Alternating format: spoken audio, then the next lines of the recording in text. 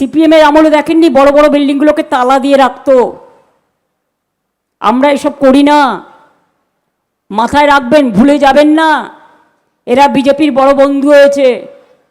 আর দিল্লি থেকে এলো, গদাই বলবো না, রামকৃষ্ণের নাম ছিল ডাক নাম, ভোদাই আর হাদাই।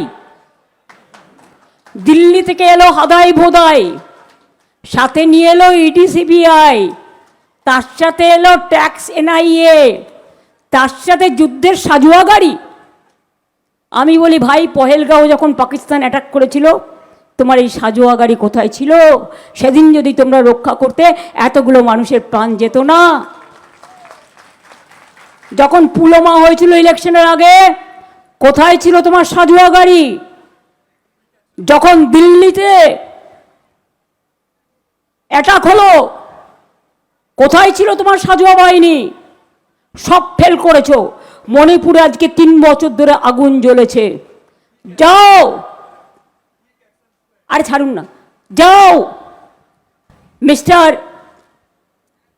ডাঙ্গাসি, একটু মণিপুরে গিয়ে মিটিং করো আর ভাষণ দাও। বলছে 29 তারিখ পর্যন্ত আমি এখানে থাকবো, 27 থেকে। তুমি এখানকার ভোটার নও, তুমি কেন্দ্রে থাকতে পারো না। Outsider cannot stay within the election area. Hotel টোটেল নিয়ে ভাবছো বুক করে বসে আছো? হোটেল বুক করে বসে থাকো, নেক্সট অন্য সময় তোমাকে কুক করতে হবে। বাংলাটাকে কতটা বোঝো তোমরা? বলছো মাছ খাওয়া যাবে না, মাংস খাওয়া যাবে না, ডিম খাওয়া যাবে না। বাংলায় কথা বললে বিহারে অত্যাচার হচ্ছে, মহারাষ্ট্রে অত্যাচার হচ্ছে, সব জায়গায় হচ্ছে। কিন্তু আমাদের এখানে তো 1.5 কোটি পরিযায়ী শ্রমিক আছে, আমরা তো এটা করি না। আমরা সবাই নিজেদের মতো করে থাকি, এটা কি আমাদের অপরাধ? পরিযায়ী শ্রমিকদের বলেছে কি, কোরআন ছো, গীতা ছো, ছুঁয়ে বলো বিজেপিকে ভোট দেবে, তবেই রেলের টিকিট দেবো। নিয়ে বলেছে বিনা পয়সায় নিয়ে যাব। আর এখন শুনছি তাদের কাছে 2000 টাকা করে নিচ্ছে। বুঝলেন চালাকিটা কোথায়? চালাকির দ্বারা কোনো মহৎ কার্য সম্পূর্ণ হয় না। এই চৌরঙ্গি এলাকায় অনেক ভোট কেটেছে, আমার কেন্দ্রেও কেটেছে। যতই ভোট কাটো, জেনে রাখো 100টা ভোট থাকলে 99টা ভোট মানুষ দেবে মানুষের অধিকার রক্ষা স্বার্থে।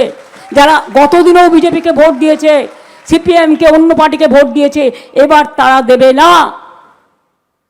টাকার বান্ডিল নিয়ে ঘুরছো, সেই জন্য সব পুলিশ চেঞ্জ করেছো।